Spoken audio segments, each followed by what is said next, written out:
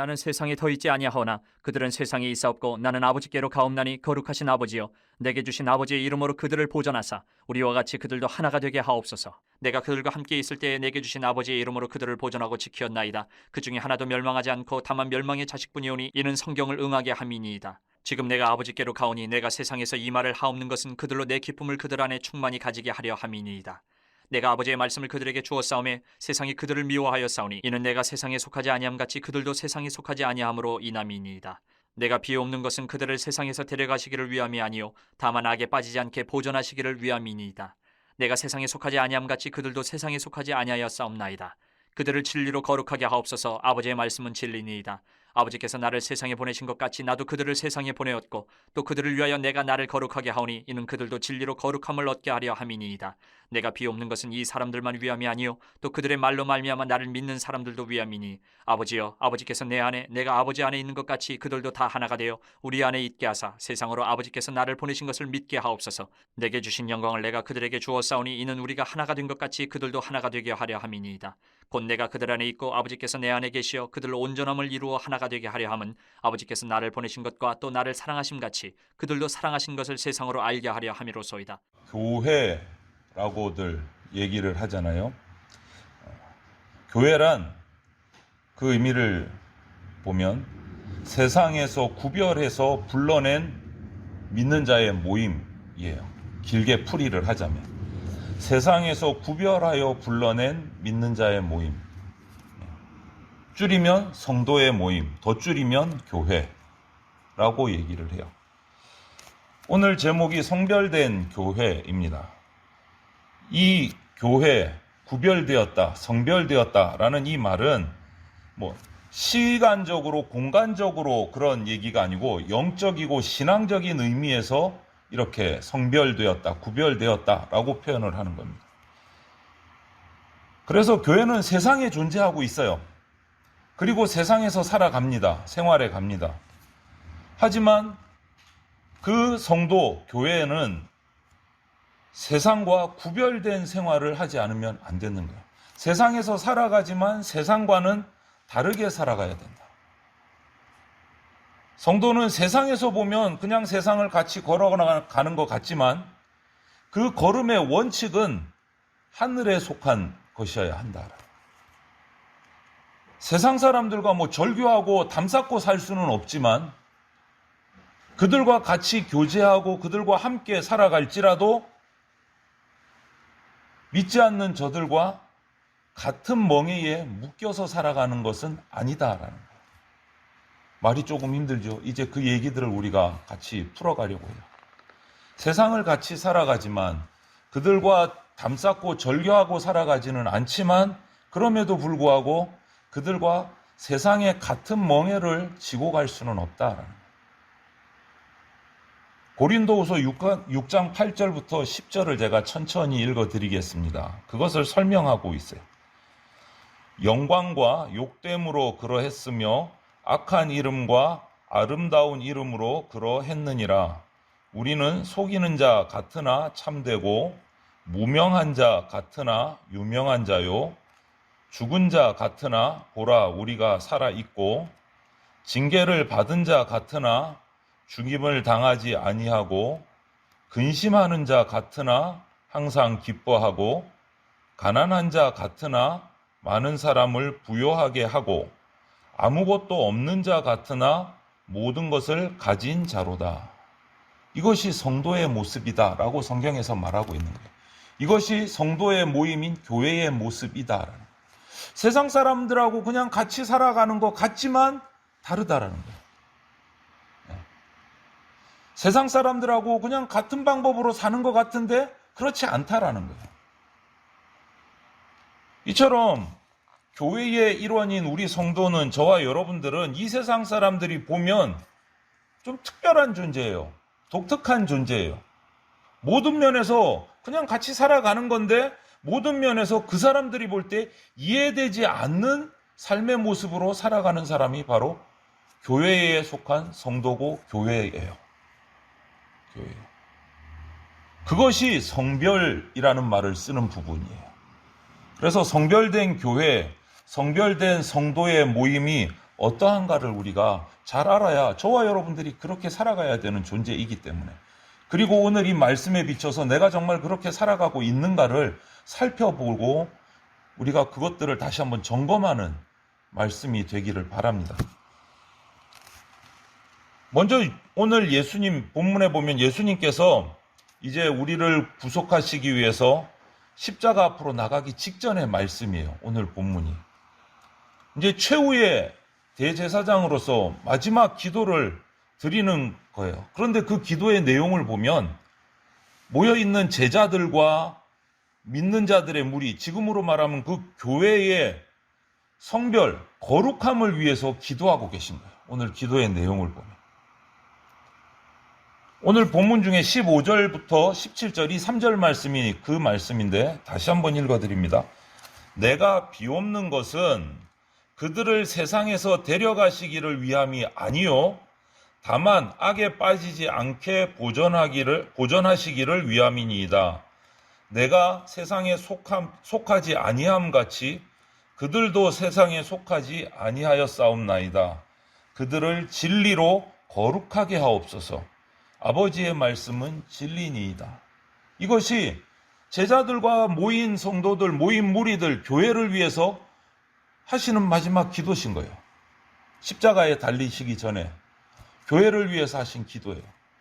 이 가운데 하나님을 향해서 하는 기도 가운데 우리를 위해서 어떻게 기도하시는가? 첫 번째, 악에 빠지지 않게 좀 보호해 주십시오라고 기도를 해요. 다만 악에 빠지지 않게 보전하시기를 위함입니다. 이렇게 기도를 하세요. 이 세상은 우리 사람을 옳은 길에서 악한 길로 인도하려는 악한 세력들이 참 많이 있습니다. 우리를 미혹해서 넘어뜨리려는 세력들이 많아요. 그래서 우리를 보호해달라고, 우리 보호자이신 주님께서 이 악한 세력에게서 우리를 보호해 주신다는 그 믿음이 우리 가운데 있을 때 우리는 힘을 얻게 되는 거예요. 힘을 얻게 되는 거예요. 믿는 성도들이 자꾸 쓰러지고 아까운데 넘어지고 실패하는 까닭이 뭐냐? 하나님의 보호를 구하는 그 강구를 하지 않고 잊어버려요. 내 힘으로 뭔가 해보려고, 내 힘으로 그 악한 세력을 이겨보려고, 뭔가 나의 능력으로, 나의 힘으로 해보려고 하다가 쓰러지고 실패하는 거예요. 근데 예수님이 기도하고 가셨어요. 우리를 위해서. 아버지 하나님, 이들을 죄에서, 악에서 보호해 주십시오. 우리는 이 약속을 붙들고 기도하면 보호함을 받는 거예요. 주님께서 십자가 달리시기 전에 우리 성도들을 위해서 이렇게 기도하고 가셨어요. 악에서 보호해 달라고. 악에 빠지지 않게 보호해 달라고. 예수님께서 우리를 위해서 하나님께서 지키시고 거룩하게 구별해 달라고 기도하고 가셨어요. 이 약속을 기억하고 기도하셔야 돼요. 또 어떤 기도를 하셨습니까? 진리로 거룩하게 하옵소서. 진리로 거룩하게 되도록 기도하셨어요. 누가? 우리 성도가. 여기서 거룩하다라는 이 말을 원어 성경을 보면 직역을 하면 이렇게 돼요. 별다르다, 독특하다, 뭐 이런 의미를 가져요. 이 말이 뭐냐면 하나님께서 우리에게 특별한 사명을 위해서 거룩하게 세우신다라는 뜻이에요. 거룩하게 구별하신다라는 뜻이에요. 예레미야를 모태에서 구별해가지고 세우셨어요. 예레미야서 1장 보면. 또 아론을 거룩하게 해서 제사장을 삼으라고 하셨어요. 이거하고 똑같은 거예요. 여기서 거룩하게 하다라는 것은. 모태에서부터 예레미야를 선택하신 것처럼 아론을 제사장으로 거룩하게 세우신 것처럼 뭔가 사명을 우리에게 주시고 그 사명을 이루게 하시려고 우리에게 그런 필요한 마음도 생각도 성격까지도 우리에게 주신다라는 거예요. 그것을 기도하셨어요. 진리로 거룩하게 하옵소서. 누구를? 사랑하는 제자들, 사랑하는 성도들을 그렇게 해달라고. 하나님을 섬기는 사람은 하나님의 선하심, 하나님의 지혜를 우리가 받아야 하고 하나님처럼 거룩해져 가야 돼요. 우리가 그것을 위해서 기도할 때 예수님이 그렇게 기도하셨고 우리도 그렇게 기도할 때 하나님이 그렇게 거룩하게 구별해 주시는 거예요.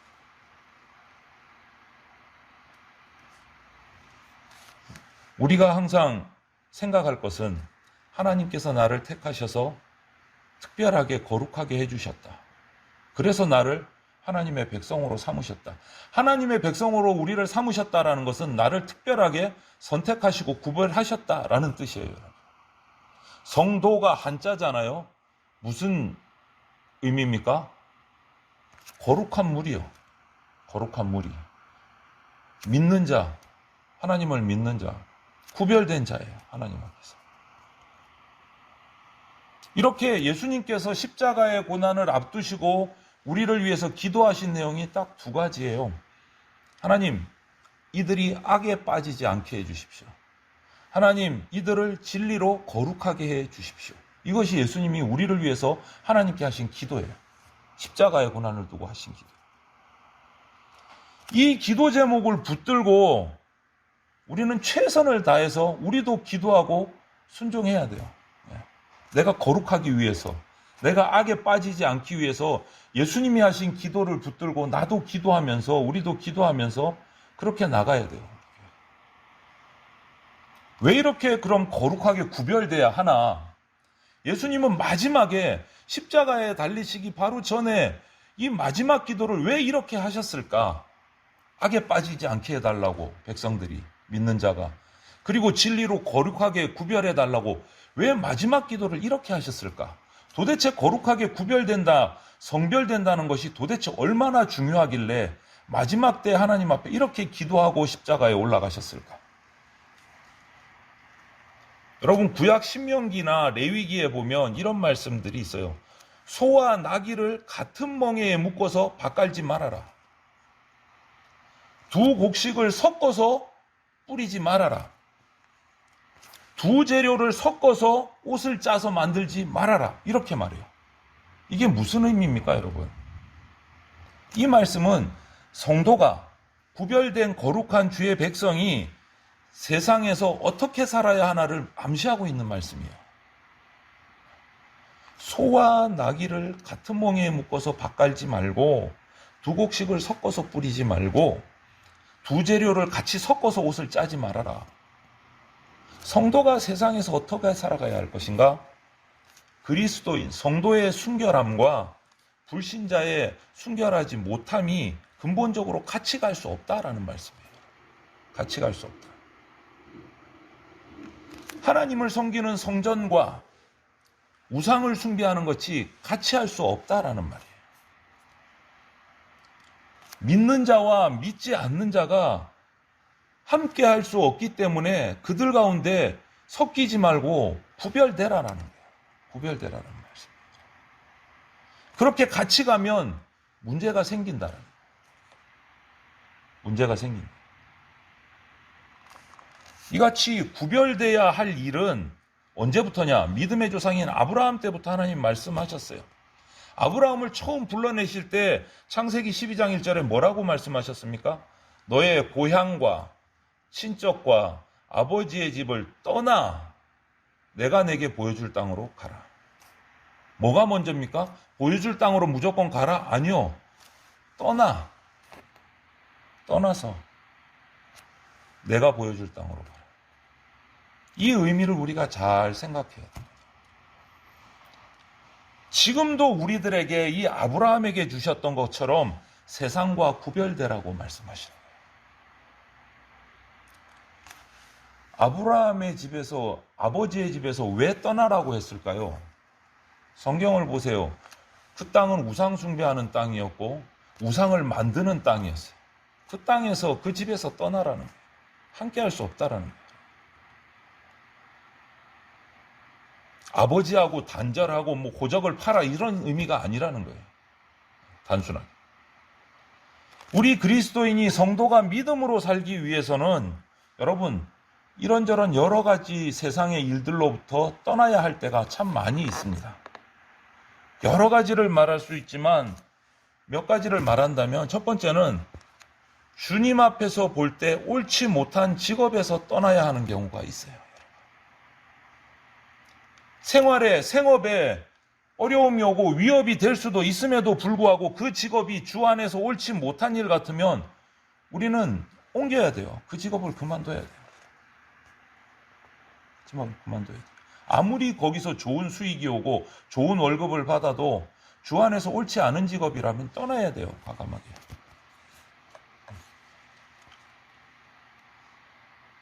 저는 그런 분들을 몇 번 봤습니다. 마산에 있을 때도요. 마산에는 큰 맥주 공장이 있어요. 제가 무슨 맥주인지는 기억이 잘 안 나는데 우리나라에서 전국적인 맥주 공장이 거기 있어요. 마산에. 거기에 다니시는 분도 계셨어요. 그 남편이 신앙이 없어요. 그래서 이 아내분이 얼마나 기도하는지 남편의 직업을 위해서 기도하는 모습들을 많이 봐왔어요. 끊어야 되는 거예요. 신앙적으로 도움이 안 되는 거예요. 웃기는 얘기를 하시더라고요. 성경 공부를 하는데 그 아내 되는 집사님이 아니 명절 되면 박스로 선물을 준대요. 그게 뭔데요? 그러니까 맥주 한 박스씩 두 박스씩 회사에서 준다. 그게 집에 도움이 안 되는 거예요. 딸이 둘이나 셋이나 있는데 아빠가 회사에서 선물 받아왔다 그러는데 맥주 한 박스 두 박스 그게 도움이 되냐고요. 직업을 바꾸기 위해서 무던히 애쓰고 기도하시는 모습을 봤어요. 남편을 전도하기 위해서. 주 안에서 도움이 안 되는 직업이라면 떠나야 돼요. 과감하게. 그리고 하나님이 주시는 복을 경험하셔야 돼요. 두 번째 떠나야 할 것은 주 안에서 옳지 못한 인간관계에 교제가 있다면 그 교제에서 떠나야 돼요. 시편 1편에 우리가 잘 아는 말씀이 있지 않습니까? 복 있는 사람은 악인들의 꾀를 따르지 아니하며 죄인들의 길에 서지 아니하며 오만한 자들의 자리에 앉지 아니하고. 우리 성도는 그리스도인은 하나님께서 세상과 구별해서 불러내셔서 거룩하게 구별된 삶을 살라고 만든 존재예요. 우리 교회 공동체 고백 가운데도 그렇게 기록했잖아요, 여러분. 세상 가운데서 불러내신 분이라. 여러분, 우리는 세상과 같이 살아가지만 세상 속에서 성별된, 구별된 자로 살아야 돼요. 예수님은 그거를 바라고 그렇게 우리를 위해서 기도하셨어요. 악에 빠지지 않게 진리로 거룩해지도록. 이것이 우리가 성별된 교회, 성도의 모임의 모습이 이렇게 돼야 된다. 왜 필요하냐? 그렇게 돼야 세상과 구별되고 세상을 향해서 우리가 소리를 낼 수 있기 때문에. 우리가 구별되어야. 그러면 그렇게 구별된 성도들의 모습을 우리가 한번 볼게요. 성도는 하나님 나라의 모형입니다. 교회는 하나님 나라의 모형이에요. 거룩한 공동체인 교회, 성도는 그 교회 공동체의 일원이에요. 저와 여러분들은 한 영혼 한 영혼이 교회 공동체의 일원이에요. 우리가 한 영혼 한 영혼 모여서 교회 공동체를 이루는 거예요. 그리고 그 교회는 거룩하게 성별되어서 믿지 않는 자하고 구별되고 세상의 멍에도 갇히져서는 안 됩니다. 구별된 성별된 태도를 자기가 자신 있게 가지고 세상과 지혜롭게 교제할 수 있어야 돼요. 세상에서 담 쌓으라는 게 아니에요. 그래서 더 어려울 수 있어요. 수도사처럼 깊숙이 들어가서 세상과 인연을 끊고 살라는 거 아니에요. 하나님은 그렇게 말씀하신 적이 없어요. 세상 가운데 살면서 구별돼서 그들에게 선한 영향력을 오히려 베풀라고 말씀하셨어요. 그러려면 우리의 모습이 어때야 하는가? 그 첫 번째가 독선적인 태도를 가져서는 안 된다는 거예요. 믿기 때문에 세상과 절교? 그게 안 되잖아요. 그러면 우리는 잘 생각하고 지혜롭게 행동해야 돼요. 그런 면에서 우리 재건교회의 선배들이 그 당시의 상황은 제가 이해는 하지만 지금에 와서까지 그런 모습을 갖춰서는 안 된다고 생각을 하는 거예요. 우리 초창기 재건교회 1세대 우리 선배 목사님들, 성도님들 어떻게 했습니까? 저희 할머니가 그러셨어요. 친할머니가. 일제시대 6.25를 겪으시면서 칼같이 끊어요. 어느 정도로요? 같은 집안인데도 예수님 안 믿으면 교류를 안 하시는 거예요. 그 당시에는 그러실 수 있었어요. 핍박받으니까. 왜? 예수 믿는 자가 들통이 나면 일제시대나 자기의 자녀들까지, 자기의 친척들까지 싸잡아서 잡아놓으니까 아예 단절을 하시는 거예요. 믿음을 지키기 위해서. 그런데 그것이 일제시대가 끝나고 계속 넘어오면서도 계속 유지가 되는 거야. 너 예수님 안 믿지? 나 너하고 가족 안 해. 뭔가 변질이 된 거예요. 그렇게 말씀하신 것이 아닌데. 지혜로울 필요가 있어요, 여러분. 믿는 자가 불신자보다 우월하다. 내가 너보다 신분이 높아. 내가 너보다 선해. 이런 거만하고 교만한 모습은 지극히 잘못된 거다. 내가 평생을 신앙생활을 하고 내가 직분자로 얼마나 교회에 헌신하는데 너하고 나하고는 신학의 레벨 차이가 나서 너하고 나하고는 같이 교제가 안 돼. 이런 교만함을 완전히 싹 지워야 됩니다. 그것은 정말 잘못되고 성경적이지 않은 겁니다. 세상과 세상 사람과 우리 성도가 똑같은 죄인이에요. 다를 것이 없어요. 다른 게 딱 하나 있다면 내가 먼저 예수님을 만나고 믿어서 그 은혜 때문에 예수님을 믿는 자가 되었다라는 거 그거 하나밖에 없어요. 나머지는 똑같이 우리는 언제든지 범죄할 수 있고 언제든지 죄인이라는 거예요. 그런데 내가 레벨이 높고 너는 레벨이 낮고 이런 걸 따지는 자체가 지극히 교만한 거예요.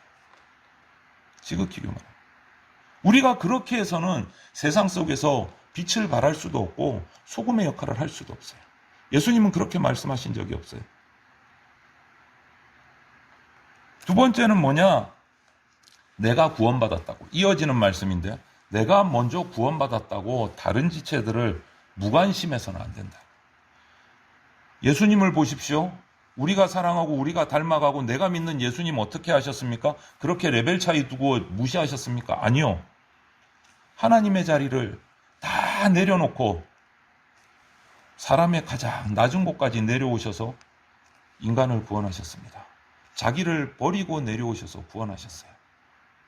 사실 정말 레벨 차이 나는데 그 레벨을 다 내려놓고 인간으로 오셔서 우리를 구원하셨어요. 그런 예수님을 믿는다는 우리가 같은 인간끼리 나는 높고 니는 낮고 이게 말이 정말 어리석은 거예요. 예수님은 죄인의 친구로, 세리의 친구로, 과부와 고아의 친구로 오셔서 구원해 주셨어요. 자기 몸 보존하기 위해 고집 피우지 않으셨어요.